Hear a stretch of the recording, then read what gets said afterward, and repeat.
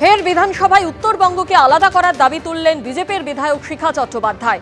উত্তরবঙ্গের মানুষ দিনের পর দিন বঞ্চিত। উত্তরবঙ্গের মানুষের দাবি হয় উন্নয়ন করুন, না হলে আমাদের আলাদা করে থাকতে দিন।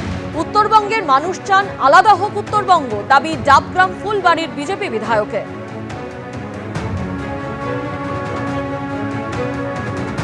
উত্তরবঙ্গ আলাদা করে দেওয়ার কথা একমাত্র মানুষ বলছে, আমরা মানুষের প্রতিনিধি। জনগণ যা বলবে সেটা তো আমার এখানে ফরওয়ার্ড করা দরকার।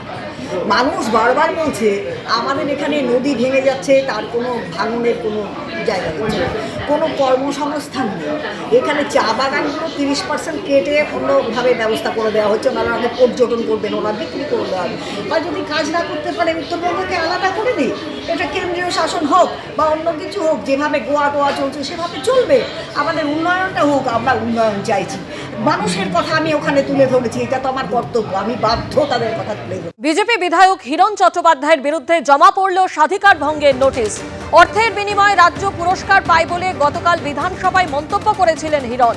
এই বক্তব্যের বিরুদ্ধে বিজেপি বিধায়কের বিরুদ্ধে প্রিভিলেজ নোটিশ জমা দেওয়া হয়েছে। বিস্তারিত জানতে কথা বলবো আমাদের প্রতিনিধি উজ্জ্বল মুখোপাধ্যায়ের সঙ্গে। উজ্জ্বল, কি জানতে পারছো?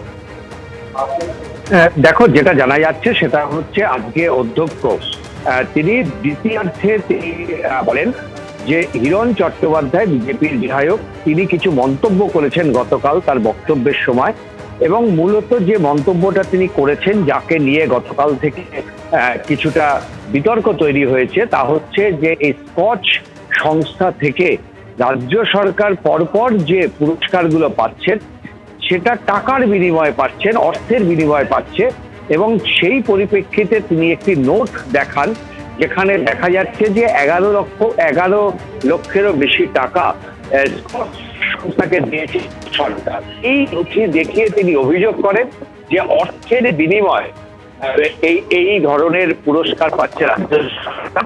এর বিরুদ্ধে সেই সময় কিন্তু তৃণমূলের বিধায়করা প্রতিবাদ জানিয়েছিলেন। আজকে প্রিভিলেজ নোটিশ জমা দেওয়া হয় এবং সেক্ষেত্রে চন্দ্রিমা ভট্টাচার্যের সঙ্গে তিনি যে মন্তব্য করেছিলেন, তার যে উত্তপ্ত বাক্য বিনিময় হয়েছিল, সেটাও কিন্তু সেই নোটিশের মধ্যে আনা হয়। এই দুটো মিলে তার বিরুদ্ধে প্রিভিলেজ মোশন জমা দেওয়া হয়েছে। চন্দ্রিমা ভট্টাচার্য প্রিভিলেজ এনেছিলেন এবং জানিয়েছেন দুটো নির্দেশ। এক হচ্ছে যে 19 তারিখের মধ্যে, আগামী মাসের 19 তারিখের মধ্যে সমস্ত তথ্য প্রমাণ তাকে জমা দিতে হবে। তিনি যে অভিযোগ করেছিলেন তার তথ্য প্রমাণ জমা দিতে হবে। পাশাপাশি প্রিভিলেজ কমিটির কাছে গোটা বিষয়টা পাঠিয়ে দেওয়া হয়েছে। প্রিভিলেজ কমিটি এই বিষয়ে চূড়ান্ত সিদ্ধান্ত নেবে।